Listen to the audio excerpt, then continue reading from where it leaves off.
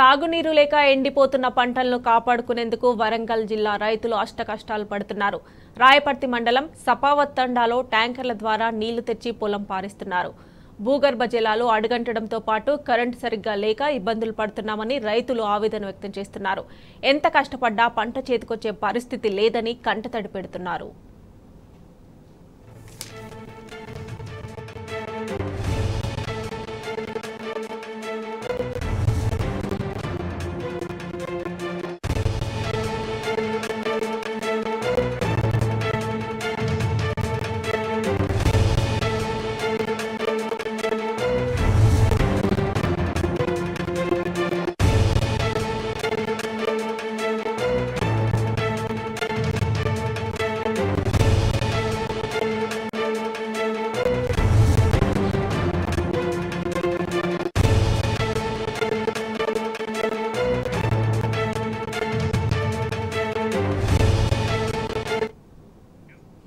సాగునీరు లేక ఎండిపోతున్న పంటలను కాపాడుకునేందుకు వరంగల్ జిల్లా రైతులు అష్టకష్టాలు పడుతున్నారు. రాయపర్తి మండలం సపావత్ తండాలో ట్యాంకర్ల ద్వారా నీళ్లు తెచ్చి పొలం పారిస్తున్నారు. భూగర్భ జలాలు అడుగంటడంతో పాటు కరెంటు సరిగ్గా లేక ఇబ్బందులు పడుతున్నామని రైతులు ఆవేదన వ్యక్తం చేస్తున్నారు. ఎంత కష్టపడ్డా పంట చేతికొచ్చే పరిస్థితి లేదని కంటతడి పెడుతున్నారు. ఇదే అంశానికి సంబంధించి మరిన్ని డీటెయిల్స్ మా ప్రతినిధి రవికాంత్ అందజేస్తారు. Ravikanth, good morning.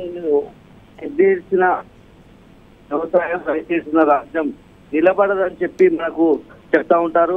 తెలంగాణ రాష్ట్రం ఏర్పడిన తర్వాత 9 పాటు తెలంగాణ తొలి సీఎంగా ఉన్నటువంటి కేసీఆర్ గారి నాయకత్వంలో తెలంగాణ రాష్ట్రం సుభిక్షంగా మారిన సందర్భం మనం చూసాము. మళ్ళీ ఏదైతే తెలంగాణ సాధన ఉద్యమంలో భాగంగా నీళ్లు అనేది కీలకంగా ఉన్న నేపథ్యము. మన పూర్వీకుల నుంచి కూడా మనం చూసుకున్నట్టయితే నీటి ఆధారంగానే నాగరికత ఏర్పడ్డ సందర్భాన్ని మనం చూసిన నేపథ్యాన్ని మనం ఈరోజు చెప్పుకోవాల్సి ఉంటుంది. నీళ్లే ఆధారం, మనిషి మనుగడకు నీళ్ళు అనేది ప్రాణాధారంగా ఉంటుంది. అలాంటి సందర్భంలో ఇవాళ యాసంగి పంట పూర్తి స్థాయిలో ఎండిపోయే పరిస్థితి ఉంది. గత 9.5 ఏళ్లలో ఎప్పుడూ కూడా నీళ్ల కోసం ప్రజలు ఇబ్బంది పడ్డ సందర్భం మనం చూడలేదు.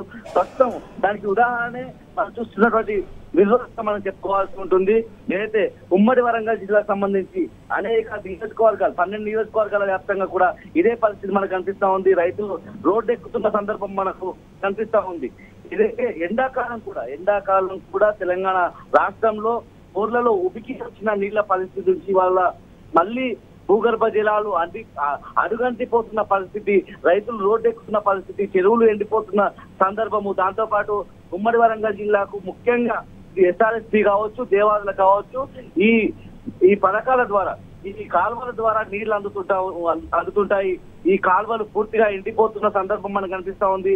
చెరువుల ద్వారా నీళ్లు అందని పరిస్థితి మనకు కనిపిస్తా ఉంది. ఇటు ఆకేరు వాగు కూడా ఎండిపోతున్న సందర్భం కనిపిస్తా ఉంది. రైతులు వాళ్ళ రోడ్డు ఎక్కుతున్న సందర్భం మనకు స్పష్టంగా కనిపిస్తుంది. అందుకు ఉదాహరణే ఇవాళ వరంగల్ జిల్లాలో ఉన్నటువంటి రాయపర్తి మండలం ఏదైతే మనం చూస్తున్నటువంటి విజువల్స్ సంబంధించిన విజువల్స్ మనం చూసుకోవచ్చు. ఆ అద్దెకు ట్యాంకర్లను తీసుకొచ్చి వాళ్ళ పంట పొలాలు పారిస్తున్న సందర్భము. ఏదైతే రైతు బంధు తీసుకొచ్చి కేసీఆర్ గారు రైతులకు ఎటువంటి ఇబ్బంది కలగొద్దు, పెట్టుబడి విషయంలో రైతు బాధపడదు. పెట్టుబడి ఉంటే రైతు పంట పండిస్తాడు. ముఖ్యంగా నీళ్లు కావాలి. పెట్టుబడి ఒకవైపు, నీరు అందించడం ఈ రెండు ఇవ్వడము, దాంతో పాటు పంట కొనుగోలు. రైతులకు ఏ విధమైన ఇబ్బంది లేకుండా 9.5 ఏళ్ల పాటు పరిపాలన కొనసాగించారు కేసీఆర్ గారు. 3 నెలలు తిరగక ముందే కాంగ్రెస్ రావడం రైతుల పాలిట శాపంగా మారిందని మనం చెప్పుకోవాల్సి ఉంటుంది. వరంగల్ జిల్లాలో ఉన్నటువంటి రాయపర్తి మండలం తిరుమలాయపల్లి శివారులో ఇది సపావత్ తండ. ఇక్కడ ఉన్నటువంటి భోజ్య సంబంధించినటువంటి పంటగా మనం చూడాల్సి ఉంటుంది. ట్యాంకర్ ను పెట్టి నీళ్లు పారిస్తున్న సందర్భం మనం చూస్తా ఉన్నాము. ఏదైతే సపావత్ తండకు సంబంధించిన భోజ్యకు సంబంధించిన సమస్య మాత్రమే కాదు, ఉమ్మడి వరంగల్ జిల్లా వ్యాప్తంగా రైతులు తీవ్ర ఇబ్బందులు పడుతున్న సందర్భం మనకు కనిపిస్తా ఉంటుంది. గొలుసుకట్టు చెరువులకు ఆధారం వరంగల్ జిల్లా మనం చెప్పుకోవాల్సి ఉంటుంది. కాకతీయులు గొలుసుకట్టు చెరువుల ద్వారా నీరందించిన సందర్భాన్ని దాన్ని స్ఫూర్తిగా తీసుకున్నటువంటి తొలి తెలంగాణ ప్రభుత్వము ఇవాళ రైతులకు నీరందించడంలో అలాంటి మార్గాలను అన్వేషిస్తూ మిషన్ కాకతీయ కావచ్చు, ఇట్లాంటి అనేక పథకాలను ప్రవేశపెట్టి రైతులకు నీరందించిన సందర్భాన్ని చూసాము. అలాంటి స్ఫూర్తికి నిలయమైనటువంటి పాకాల ఆయకట్టుకు సంబంధించినటువంటి అక్కడి రైతులు కూడా తీవ్రంగా ఇబ్బందులు పడుతున్న సందర్భం మనం చూసుకోవచ్చు. పాకాల ఆయకట్టుకు సంబంధించిన సంగం కాలువ శివార్లోని 100 ఎకరాలు నీరందక వాళ్ళ ఇబ్బందులు పడుతున్న సందర్భం చూసాము. ఇటీవల నీళ్ల కోసం ఏదైతే ఎస్ఆర్ఎస్పీకి సంబంధించిన DBM 31 అదే 28 ఇక్కడికి సంబంధించిన కెనాలను ఆధారం చేసుకొని పంటలు పండించే రైతులు కూడా రోడ్డెక్కి ధర్నా చేసిన సందర్భం కూడా మనం ఇటీవల కాలంలో మనం చూసాము. పూర్తి స్థాయిలో వాళ్ళంతా తాగునీటి కోసం ధర్నా చేశారు, రోడ్డెక్కిన సందర్భం. ఇటు ఉమ్మడి వరంగల్ జిల్లాకు సంబంధించి హన్మకొండ జిల్లాలో ఉన్నటువంటి ఏదైతే ఎస్ఆర్ఎస్పీ కాలువ విషయంలోనూ ఇక్కడ నీళ్ళందక ఇబ్బందులు పడుతున్నారు రైతులు. మొక్కజొన్న పంట కావచ్చు పూర్తిగా ఎండిపోతున్న సందర్భం మనం చూద్దాం.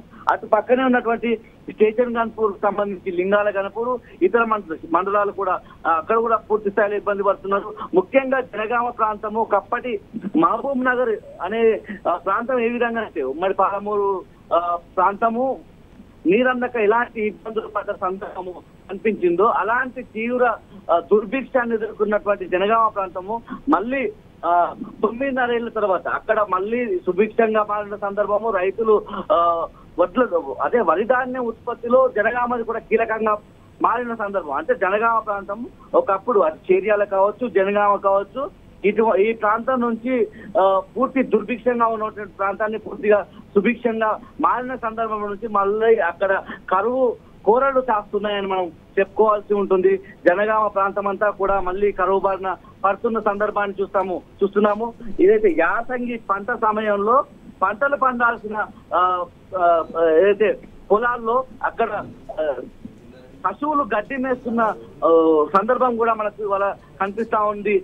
పూర్తి స్థాయిలో రైతులైతే తీవ్ర దుఃఖం ఎదుర్కొంటున్న సందర్భం మనం చూస్తా ఉన్నాము. ఉమ్మడి వరంగల్ జిల్లాలో ఇటు ముఖ్యంగా హన్మకొండ జిల్లాకు సంబంధించి కావచ్చు, అదేవిధంగా ఇటు మహబూబాబాద్, అదేవిధంగా వరంగల్ సంబంధించి జయశంకర్ భూపాలపల్లి జిల్లాకు సంబంధించి తీవ్రమైన ఇబ్బందులను ఎదుర్కొంటా ఉన్న రైతుల ఆశలను ఇవాళ కాంగ్రెస్ ప్రభుత్వం తీవ్రమైన ఇబ్బందుల్లోకి వాళ్ళ ఆశలను ఆశలు చేసింది. రైతు ప్రభుత్వంగా మేము వస్తాము, రైతులకు 2 లక్షల రూపాయల రుణమాఫీ చేస్తాము డిసెంబర్ 9న హామీ మర్చిపోయారు. దాంతో పాటు రైతు బంధుకు సంబంధించిన 3 ఎకరాల లోపు కూడా సందర్భం మనకు కనిపిస్తా ఉంది. రైతులు తీవ్రమైన ఇబ్బందులు పడుతున్న సందర్భము. ముఖ్యంగా ఏదైతే ఈ లింగాల గణపూర్ ప్రాంతంలో గొర్రెలకు మేతగా వరి పైర్లు మారుతున్న సందర్భాన్ని మనం చూస్తా ఉన్నాము. బోర్లన్నీ కూడా ఎండిపోతున్న సందర్భం. ఇదే సమయంలో గత సంవత్సరం ఇదే సమయంలో భూగర్భ జలాలు ఉబ్బిగి వచ్చిన పరిస్థితి.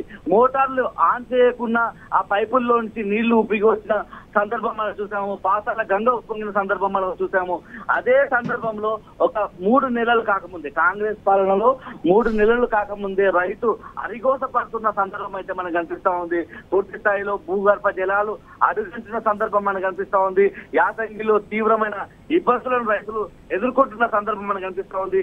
ముఖ్యంగా వాణిజ్య పంటల కేంద్రమైనటువంటి వరంగల్ జిల్లాలో ఇవాళ వరి ధాన్యం పెద్ద ఎత్తున పండిస్తున్న సందర్భంలో ఇటు మిర్చి పండించే రైతులు, పత్తి రైతులు, ఏ పంట పండించే రైతులైనా కూడా తీవ్రమైన ఇబ్బందులు పడుతున్న సందర్భము.